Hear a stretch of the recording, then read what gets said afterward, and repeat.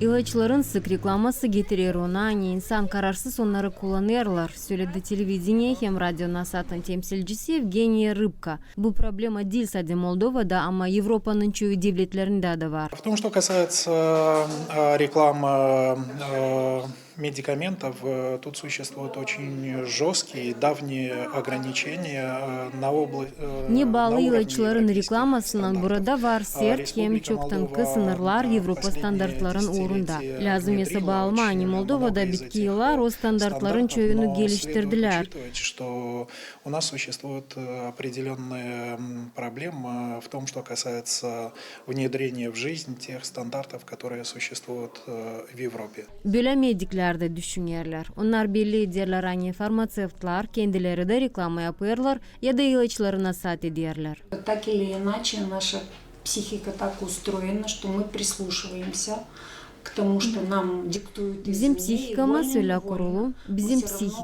öyle kurulu, hani sesleriz ne dışarıda söylerler. Gün günden işitip bir ilacı mutlaka isteriz deneme onu. Bu bağlı değil sadece ilaçlarla ama başka kolaylıklarla da. Ne bağlı ilaç reklamasından o hepsine düşmer gösterirsin. Ben öyle sayarım. Реклама, наверное, она не должна быть для общего обозрения. Bir de ilacın yok sorumu reklamada sayar doktor. Onun laflarına göre eğer insan duyarsa hani sağlıktan çıkar, yen ilk lazım doktora danışsın ama dil reklamayı sesleyip aptekaya kaçsın. Медикамент вам или нет, конечно же, в обязательном порядке нужно консультироваться со своим врачом, который даст рекомендацию по приему того или другого медикамента. Если в общем говорить о медикаментах, Kabul etmediğini kararı lazım mı size o ilaç olsa da değil lazım mı? Mutlaka doktorun konsultasyası sorumlu. пациент может приобрести самостоятельно, и другая большая категория медикаментов, которые приобретаются исключительно по рецепту.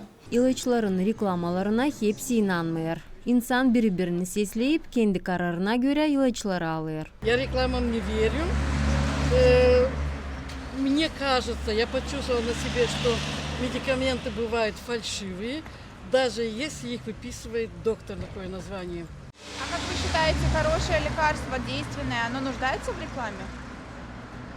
Да нет, мы сами рекламируем друг другу. Поэтому, мне кажется, не нужно рекламировать то, что эффективное. Они все врут, никто правду не говорит. Люди только бедные, что больные, они только знают, чем лечат их.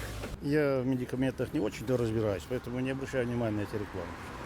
Поэтому влияет, не влияет, это уже, как говорится.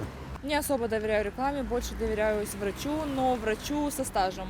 2023 yıldan Moldova'da başlayacak yeni kanun çalışma. Onda avtorlar söylerler hani sosyal reklamaları çalışacaklar. Televizyon hem radyo Nasat'ı belli eder hani onlar devletimizin geleceğine dini lazımlı.